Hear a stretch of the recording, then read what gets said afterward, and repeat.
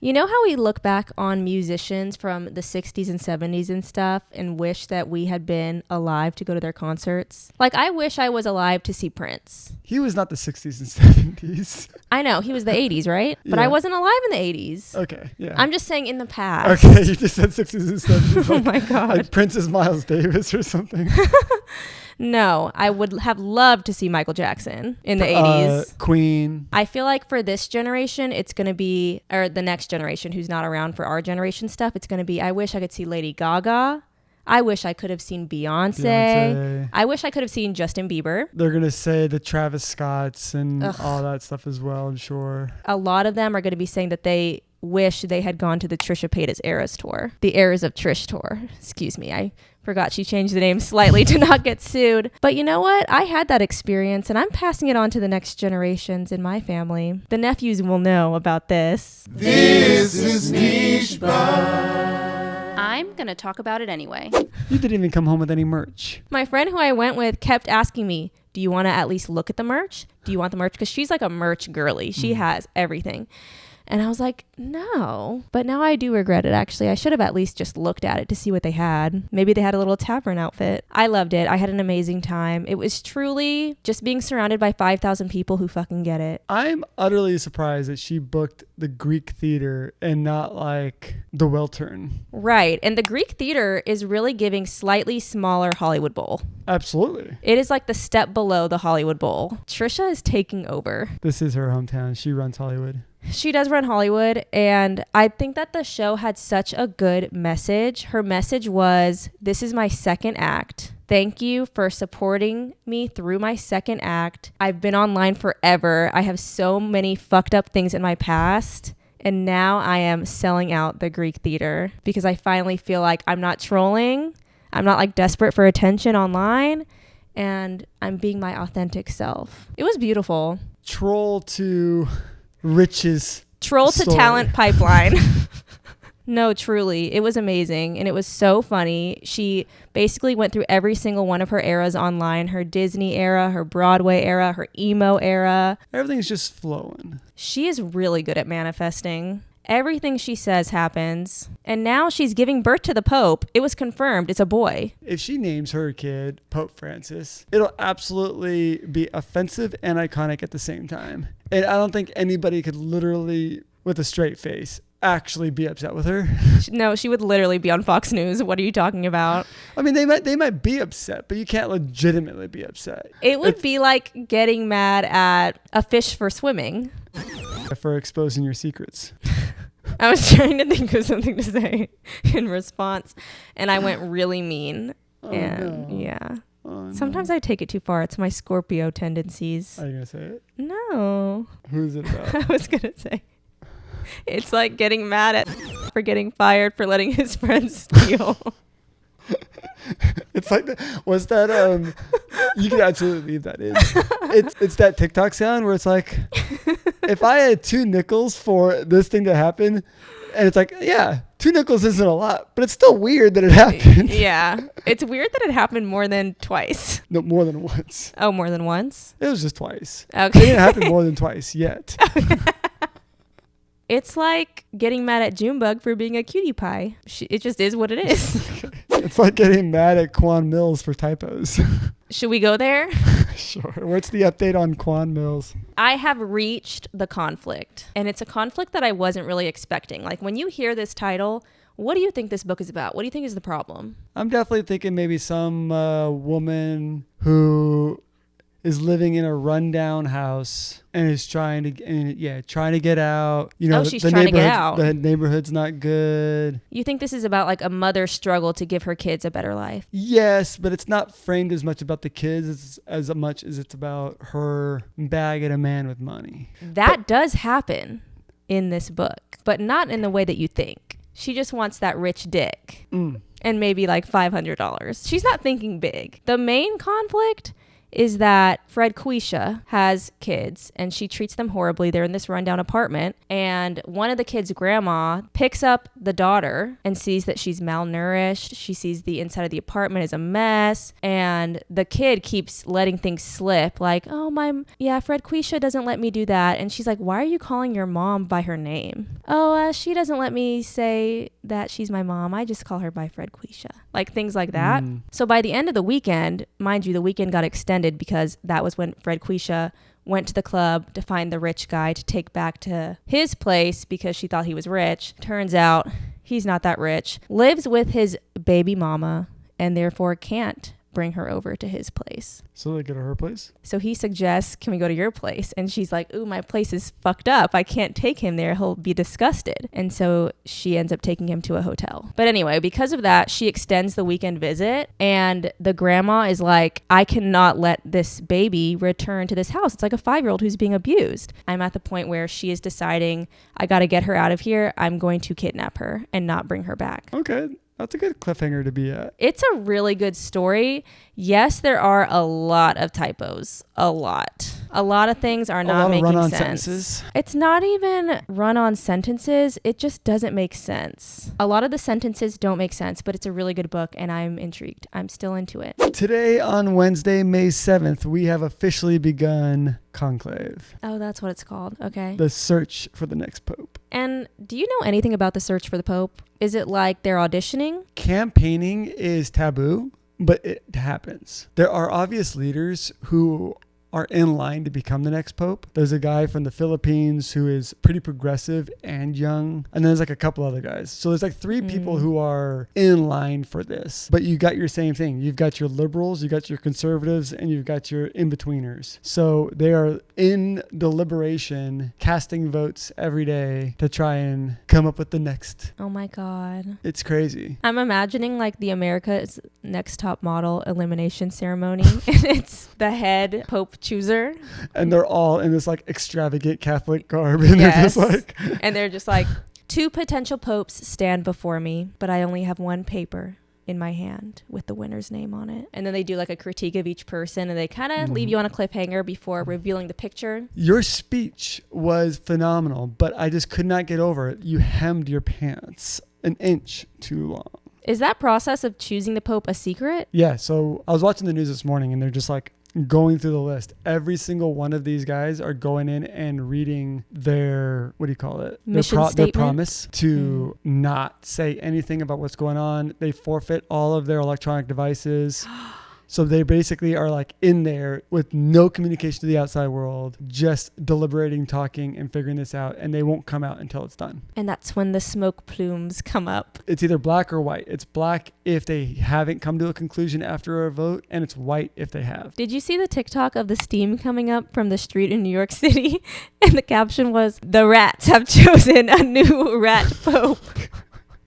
But I think there are 2 funny things about the conclave today. One, there's a mainstream news network anchor who used the term raw dogging on live air to, I guess, annotate the fact that these bishops and everyone are in there with no cell phone, no nothing. You know, they had to forfeit their cell phones. They are, what are the kids calling it? Raw dogging? I mean, yes, but... also, he's getting some media attention right now for that, which I think is objectively hilarious. So absolutely. I love it when news anchors do stuff like that. It's probably good net ratings for the show. Like they should not get him in trouble, because raw dogging isn't even offensive to a certain degree. Kind of is. Like raw dogging a flight, you know, no cell phone, no music, no computer. Right, but also raw dogging, which actually, isn't that a thing in the Catholic Church? No birth control? So it works. Other funny thing is the fact that there is now an official news channel, the one we've all been waiting for, is covering the conclave and the search for the next pope, Pope Crave. They got credentials to go there and cover the conclave. I love the Crave accounts. Anytime I see a Crave account, you know that they are pretty accurate and funny. They're already being funny because Pop Crave has already made a post about how they haven't chosen a new pope. And so Pope Crave is like retweeting them, being like, yo, stay in your lane.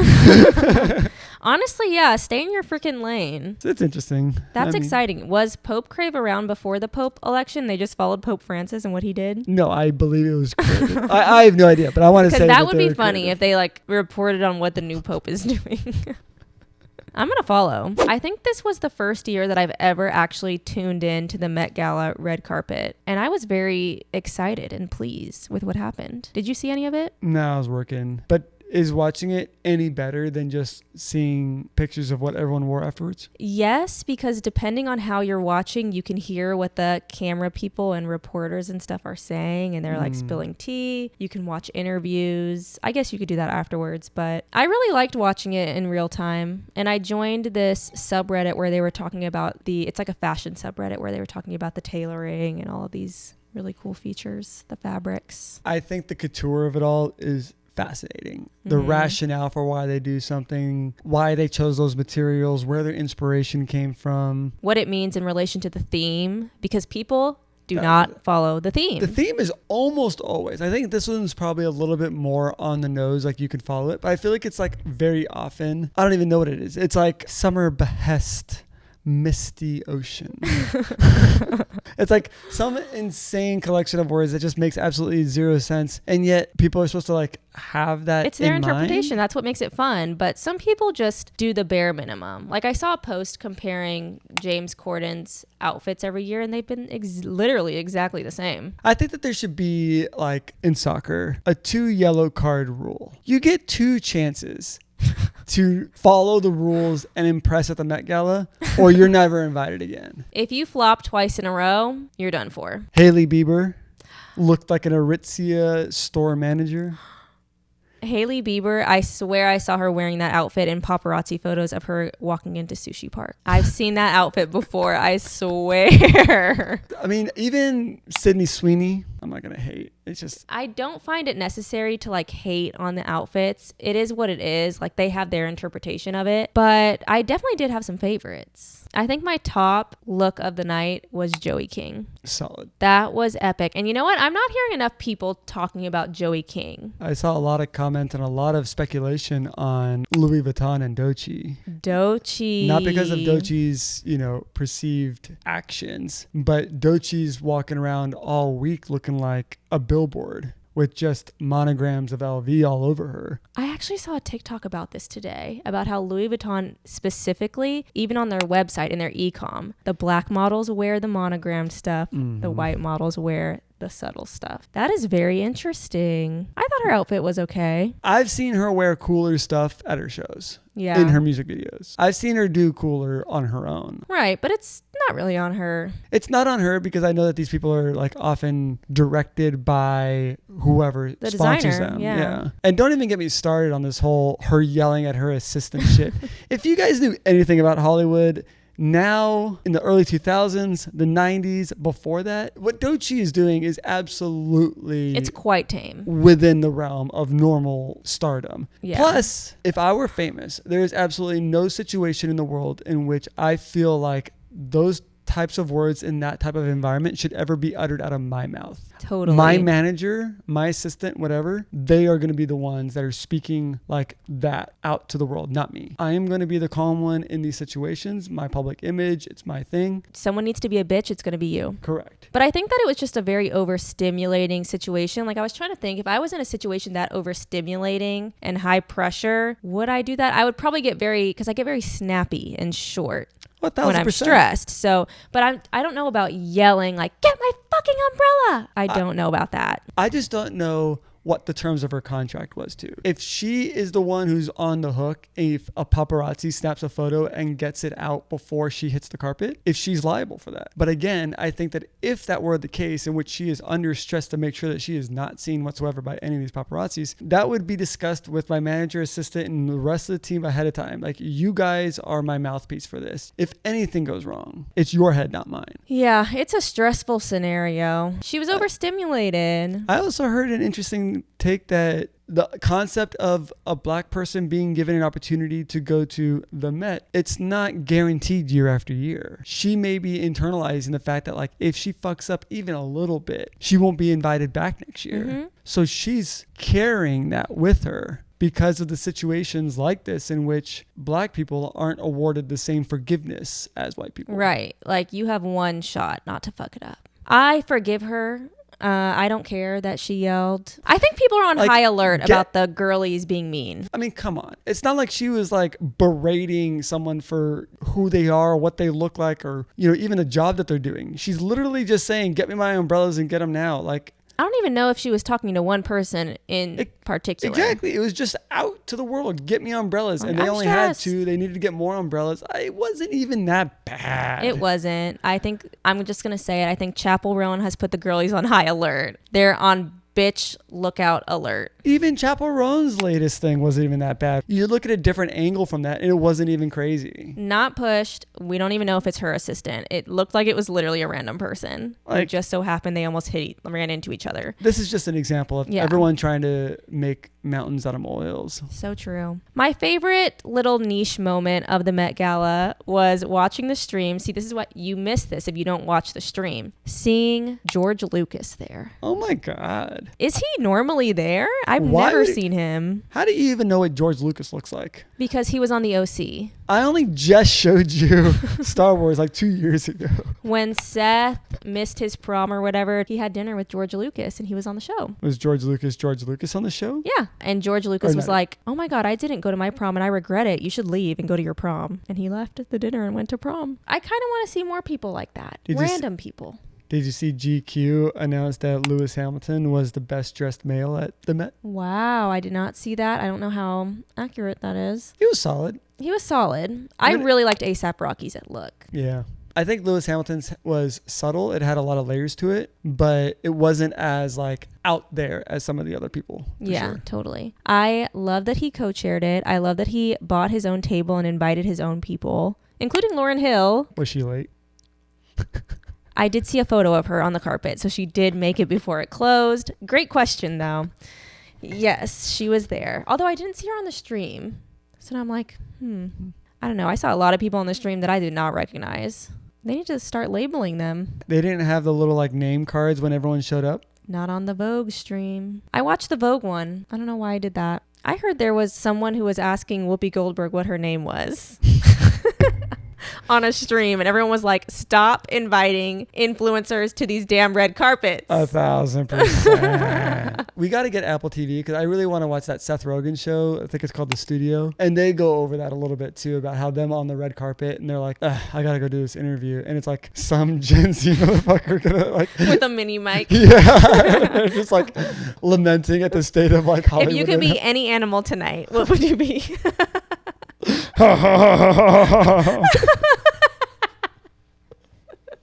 Wow, that's a crazy question. That was a really bad impression. That's hilarious. I didn't know he had a show about that. I love watching shows about Hollywood. Yeah. I heard it's really good. I just can't bring myself to pay for another stream. So I need someone. And unfortunately, I have exhausted all of my emails to get free trials. They have caught me. So if anyone has Apple TV, please text me. I can exchange Peacock, Max. This is literally what I do. Hulu. I text in my group chats and I say, does anyone want to perform an exchange? Give me your Paramount Plus. You can have my Peacock. Anyway, I saw Julia Fox post on TikTok because everyone has been asking her why she's never at the Met. She dresses so iconically. Again, subjective, but yeah, okay, I got you. See, people think iconic has a positive connotation all the time. I'm just saying maybe the word I'm looking for is notorious. Okay. Well known. Anyway, she made a TikTok explaining that a couple years ago, she got a call from a random number she didn't know and she picked it up. And she's like, I never pick up random numbers, but I just did. And it was a reporter asking her about the Met Gala. And she said something to the effect of, Anna Wintour just doesn't stop. And she meant it like she's so booked and busy. She's doing the Met Gala, da da da da. But when it was written, it looked like this bitch needs to pack it up and retire. And she said her team got a very angry phone call afterwards being like, what the fuck is she doing this interview? You are never coming to the Met Gala. Goodbye. If there's one thing we know about Anna Wintour is that she will absolutely hold a grudge. Did you watch the first Monday in May Netflix documentary? Them choosing the seating chart, they were very much holding a grudge. Honestly, I'm not a Julia Fox stan, so that's I am. Cool. I'm a new Charlie XCX stan, so just wanted to throw that in there.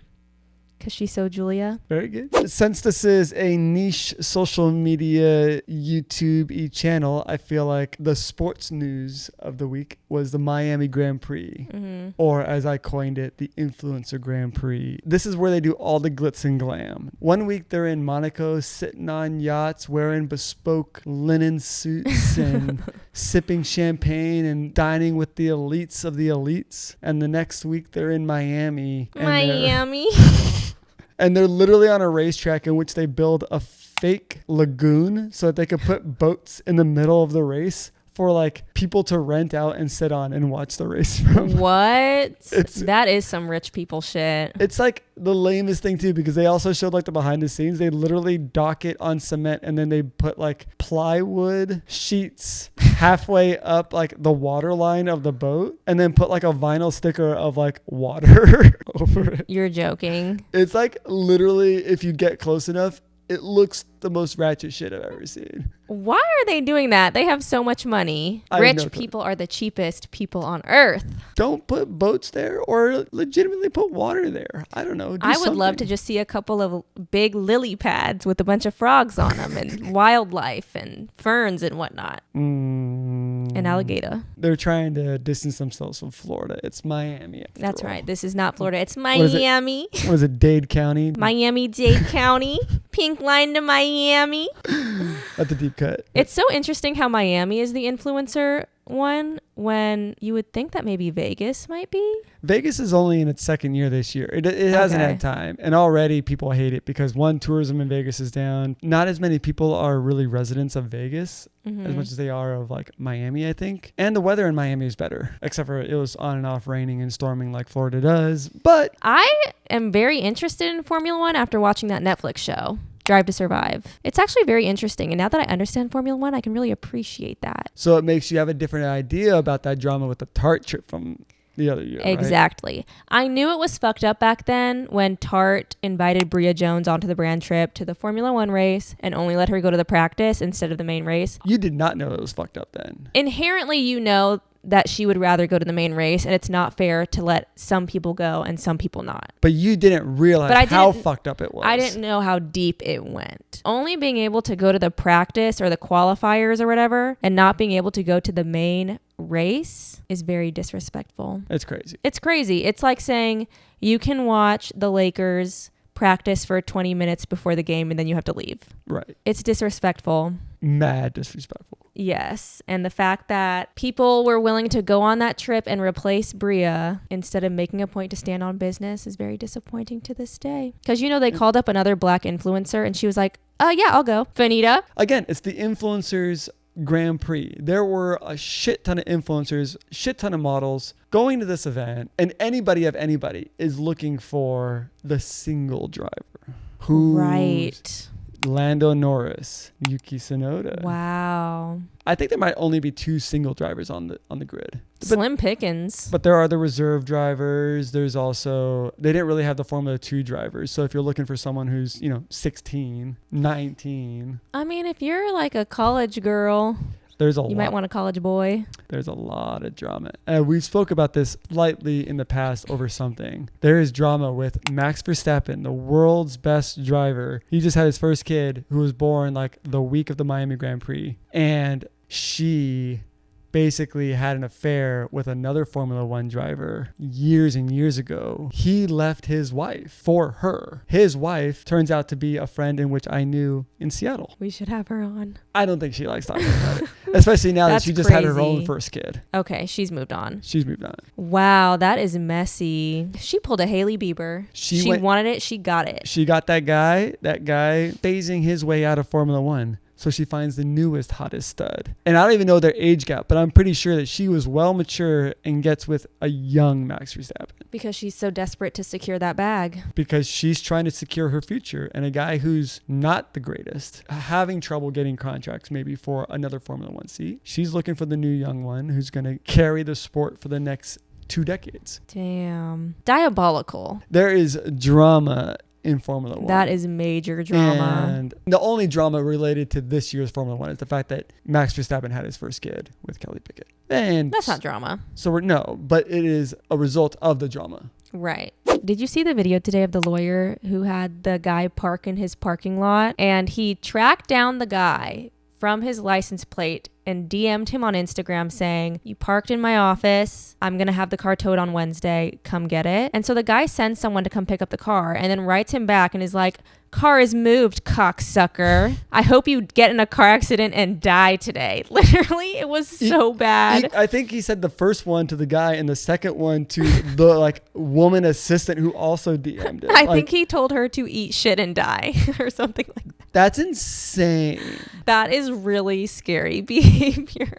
But that was A+ marketing for that firm. Absolutely. I love it. You know what? I don't blame him. They were patient. They gave him every opportunity. They waited days before he even considered DMing him. And they only DM'd him as a last ditch effort before they towed him. And he saved him a bunch of money. And then he reacts that way. Holding printed out receipts. It was everything. And then TikTok justice doing its thing, finding the guy. So they did find the guy. Yeah, of course. Yeah, I guess they do know his full name. God, do not fuck with a lawyer. You never know. This is why you don't do nice things for strangers. Right. I feel like if I could, in that situation, I would just go back and be like, I'm towing this motherfucker. Yeah, but he only acted out after he got the car out of there. Exactly. So it's like, oh, fuck. Then don't give him a chance. Then you feel bad for doing the good thing. I hate feeling bad for doing good things. If you were in that position, well, I feel like you would never park your car in a lawyer's parking lot like that. But obviously you would be thankful that they told you about it. If I was annoyed, I would at least be like, thanks for looking out. Car's moved. Bare minimum. If I was like annoyed that they were just like, parking lot's always empty, which the lawyer said it's not the case. But if it were a situation in which I felt like the other person was being unnecessarily picky about my car, but they saved me money by not towing it because they could, I would say something along that line. Yeah, definitely. You don't have to kiss their ass too much, but I think a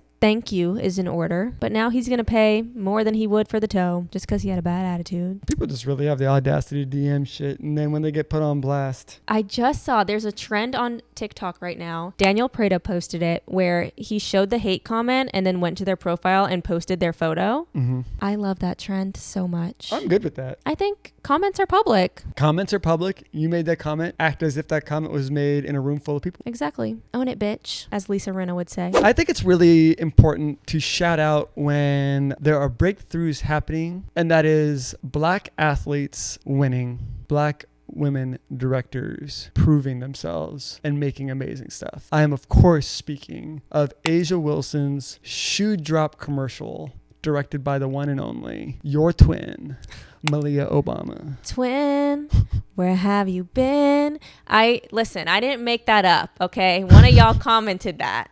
And it's making me act up. Side tangent. What did the... Oh my gosh. Okay, so the bartender... Yes, we go to the bar at the Trisha show. And he says, "Has anyone ever told you you look like Meghan Markle?" I said, "No, but I'm about to start acting up." I mean, what do you mean? Yeah, so all Black women look the same. I don't know. I kind of see it.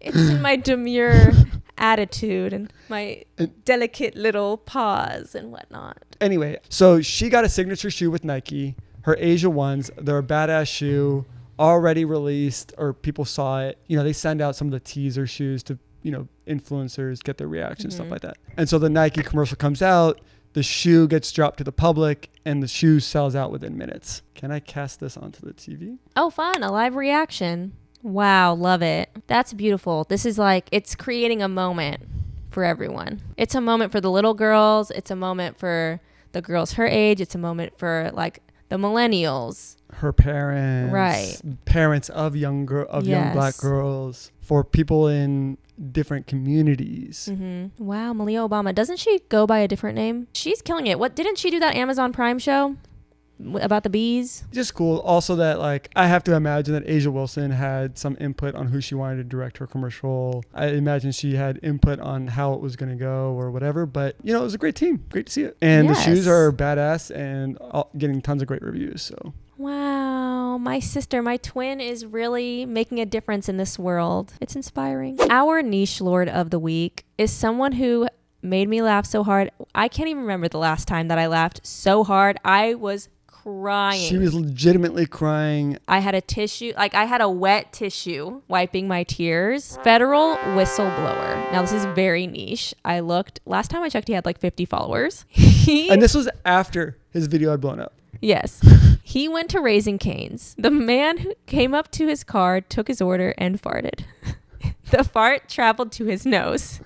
Therefore, he was like, this is not ADA compliant. He was offended, and he blamed the offense on an ADA compliant he issue. was like, this is not ADA compliant. He goes to the manager and says, I want a refund. The manager's like, okay, here. And he's like, okay. Now give me my chicken strips and I'll be on my way. He wanted the refund and then the food after the fact. Bruh, if you're going to complain after you get the food. She still can't hold it together. To make matters better, he even tagged the FBI and Britney Spears in the caption. And everyone in the comments was like, what the hell is Britney about to do? First off, for anyone who doesn't know what the ADA is, it's the Americans with Disabilities Act. And tell me how this helps. There are debates going on in the comments about whether or not this guy is serious or this is satire. But I think the consensus, at least that I see, is that this guy is for real. This is a real life complaint. He is not being funny. That makes it hilarious. And if it wasn't serious and he was being funny, it's still hilarious. It's hilarious either way. You killed it, federal whistleblower. I mean, the eye makeup was everything as well. So we give it a woo. That got Junebug's attention. And on that note, let's pack her up. Follow Junebug at Good Job Junebug. You can subscribe to my YouTube channel if you like internet history, pop culture, reality TV, or niche pop culture news. You can follow Will at willg.mcneil. Follow me on TikTok and Instagram as well. Now we may deuce.